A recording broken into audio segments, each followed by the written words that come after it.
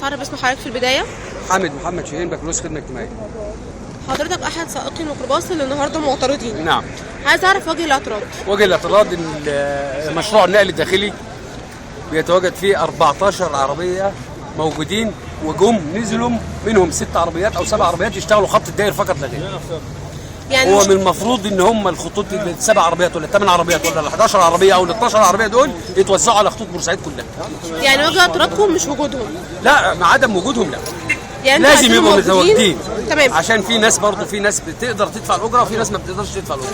في ناس بتحب تركب من الميكروباص وفي ناس بتحب تركب من الميكروباص. هم ال8 متمركزين في خط الظهور. 8 تمركزوا النهارده فقط لكن في خط الظهور. هم ما كانوش شغالين معانا قبل كده. طب رد فعلكم النهارده عملتوا ايه؟ رد الفعل لما الاجره زادت النهارده بقت ب 75 قرش، بدأ السيد المحافظ يدي لهم تعليمات ان هم ينزلوا خط الدائر. انا اتصلت على الرقم ده. فطبعا السيد مدير المشروع نزلهم خط الدائر فقط لا غير. الوزن. هو المفروض ان هم بيتحركوا اتنين خط الظهور، 2 خط الامين، 2 خط الداير، 2 خط السلام، 2 خط العبود، 2 خط السيد متولي، وهكذا من 2 كسرة.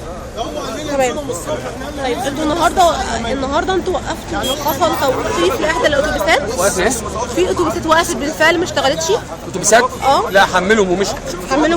في اتوبيس اتكسر، ولسه ماشي دلوقتي. المحافظ نزل ورقه ب 75 قرش للميكروباصات، والاتوبيسات نزل لها ربع جنيه. ازاي؟ المحافظ عايز يوقعنا في بعض، عايز يضربنا في بعض، عايز الشعب يضرب في بعضه. الكلام ده يوصل للمحافظ عشان انا 10 دقايق والاتوبيسات دي لو ما حملتش محدش يسالنا. احنا من الالتراس وبنقول هنبهدل محدش يسالنا في حق الميكروباصات. حاجه في البلد مالناش دعوه بالالتراس. احنا محدش يسالنا في حق الميكروباصات دي. يلا.